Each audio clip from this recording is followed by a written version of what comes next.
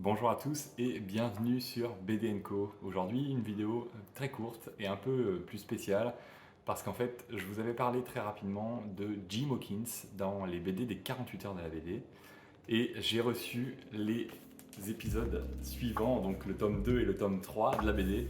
Et je les ai lus et j'ai adoré cette BD et donc je me suis dit, franchement, ça vaut le coup de vous faire une petite vidéo pour en parler un peu plus et puis comme ça, les personnes qui n'auront pas vu la vidéo sur les 48 heures de la BD pourront juste avoir une vidéo sur Jim Hawkins. Alors pour reprendre les bases, Jim Hawkins c'est donc une BD de type franco-belge, environ 50 pages, cartonnée, écrite par Sébastien Vastra et éditée par Ankama Éditions. Et une BD qui, comme je le disais, est en 3 tomes, très simple et très rapide. Les 3 c'est pareil, 50 pages à peu près, et donc ça se lit vraiment vite. Pour l'histoire, on est sur l'histoire de l'île au trésor avec quelques modifications.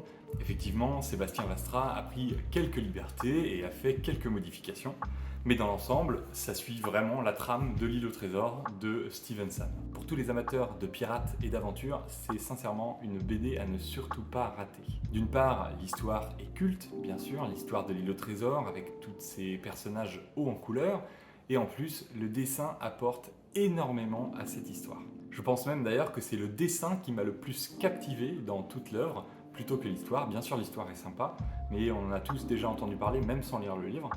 Et par contre, les dessins, ils apportent énormément de punch à cette histoire.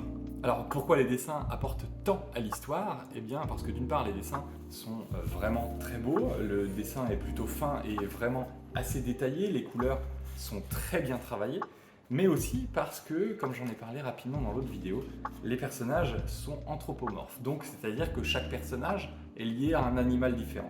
On a par exemple Silver qui va être un espèce de gorille, on va avoir différents personnages qui vont tous avoir des têtes qui ressemblent à leur caractère. Par exemple, Hans qui va être un espèce de zèbre, à la place des rayures, il va être tatoué, ça va être un Maori.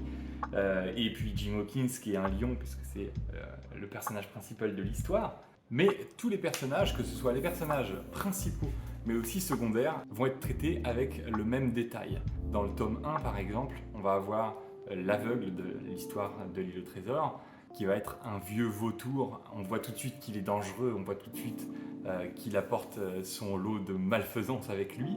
De même que Chien Noir ou Black Dog, qui va être tout de suite un format méchant avec une tête de Doberman, ou Bill Bones, qui est le personnage emblématique du début de l'histoire, qui est en fait un vieux morse unijambiste avec une dent cassée. On sent qu'il a eu vraiment des histoires dans sa vie, on sent que ça a été quelqu'un d'important, que ce soit un pirate ou autre, mais on sent qu'il a vécu des choses, et tout ça c'est transmis par le dessin, par le choix de l'animal, par le choix du détail qui a été fait sur chaque animal, et par le choix qu'il a fait pour aller le plus proche possible de l'histoire quand même de l'île au trésor. Je vais pas te dire tous les personnages, mais chaque personnage je trouve a été bien choisi, qu'on aille du Captain Smollett à tous les personnages en passant par le docteur, la mère, Jim, etc., etc.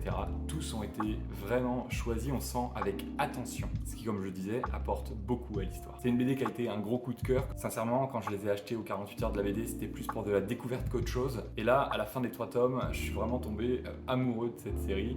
Et j'ai essayé d'aller regarder un petit peu tout ce que faisait Sébastien Vastra pour voir s'il y avait d'autres choses dans le même genre.